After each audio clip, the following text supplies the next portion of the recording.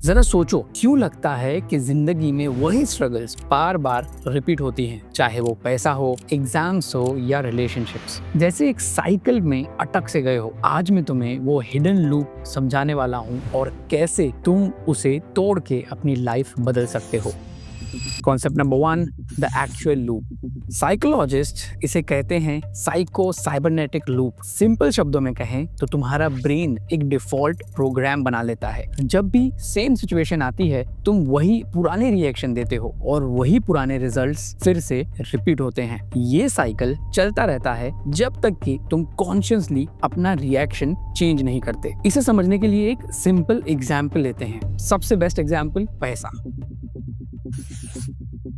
महीने के एंड पे रेंट या ईएमआई भरते हो और ऑटोमेटिकली आपके ब्रेन में एक थॉट आता है, यार मुश्किल से पैसा बचा था, यार पैसे कभी मेरे पास टिकते ही नहीं। अब इसमें क्या होता है कि तुम्हारा ब्रेन स्कैरसिटी मोड में लॉक हो जाता है। हर अगला डिसीजन फियर बेस्ड होता है और तुम सेम ही स्ट्रगल में रिपीट करते रहते हो। और सिर्फ रेंट ही नहीं, एक एम्प्लॉय बोलता है बस सैलरी आई, बिल्स निकल गए, फिर वही टेंशन। और एक स्टूडेंट बोलता है मैं हमेशा लास्ट मिनट प्रेशर में ही क्यों फंस जाता हूँ एग्जाम्स के प्रिपरेशन के लिए। देखो, पैटर्न वही है, आपका रिएक्शन सेम है तो रिजल्ट्स भी सेम ही आएंगे। तो अब सवाल ये है कि इस लूप को तोड़ते कैसे हैं।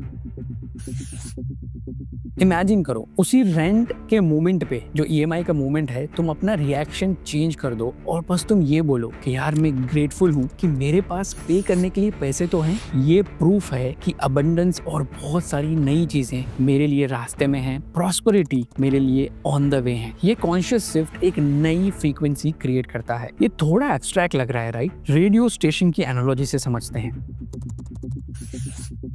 अगर हमेशा तुम 92.7 एफएम पे ट्यून करोगे तो वही गाने रिपीट सुनोगे, राइट? पर जैसे ही तुम्हारी फ्रीक्वेंसी चेंज करते हो, नया म्यूजिक और नया स्टेशन, वैसे ही थॉट्स की भी फ्रीक्वेंसी होती है। अगर तुम्हारा रिएक्शन सेम है तो रिजल्ट्स भी सेम ही मिलेंगे। लेकिन जैसे ही तुमने अपनी फ्रीक्वेंसी को शिफ्ट किया, तुम्हारी रियलिटी भी शिफ्ट होने लगती है। अब ये सिर्फ थियरी नहीं है, आपको एक रियल स्टोरी सुनाता हूँ with the proof. The story of J K Rowling, दुनिया की सबसे फेमस ऑथर में से एक। हैरी पॉटर लिखने से पहले उनकी लाइफ पूरी तरह स्ट्रगल से भरी थी। वो एक सिंगल मदर थी, उनके सारे खर्चे सिर्फ वेलफेयर बेनिफिट से चलते थे। And you won't believe, publishers ने उनकी बुक को 12 बार रिजेक्ट कर दी। अब अगर जेके रॉलिंग हर रिजेक्शन के बाद वही सोच रिपीट करती, मैं कभी सक्सेसफुल नहीं हो पाऊंगी इस बुक को लिखने में, तो वो लूप कभी ब्रेक ही नहीं होता। लेकिन उन्होंने कॉन्शियसली अपने रिएक्शंस को चेंज किए, हर रिजेक्शन को एक फीडबैक माना और अपने आप को बोला कि मैं लिखना नहीं छोड़ूंगी, चाहे कितनी भी बार मैं फेल हो जाऊं, हर बार मैं इम्प्रूव करते रहूंगी।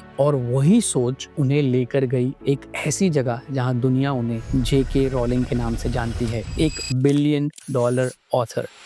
तो अब तुम्हारे लिए एक सिंपल एक्सरसाइज है। अगली बार जब भी लाइफ तुम्हें एक टफ सिचुएशन थ्रो करे या किसी टफ सिचुएशन में तुम्हें ले आए, तो पॉज करो, कंप्लेन मत करो, सिर्फ ये एक लाइन बोलो कि मैं ग्रेटफुल हूँ और मैं सीख रहा हूँ। देखो, ये कॉन्शियस चॉइस तुम्हारा लूप तोड़ देगी और एक नई रियलिटी तुम्हारे सामने खुद अनफोल्ड होने लगेगी। तो दैट इज ऑल। अगर आपको ये वीडियो वैल्यूएबल लगी हो तो इस वीडियो को शेयर करें, और अगर अभी तक आपने सब्सक्राइब नहीं किया तो कोई बात नहीं, जब दिल जाए तब कर देना। और मैं मिलूंगा आपसे अगले वीडियो में, जहां हम सीखेंगे कैसे अपनी सोच को शिफ्ट करें ताकि हमारी लाइफ भी शिफ्ट हो।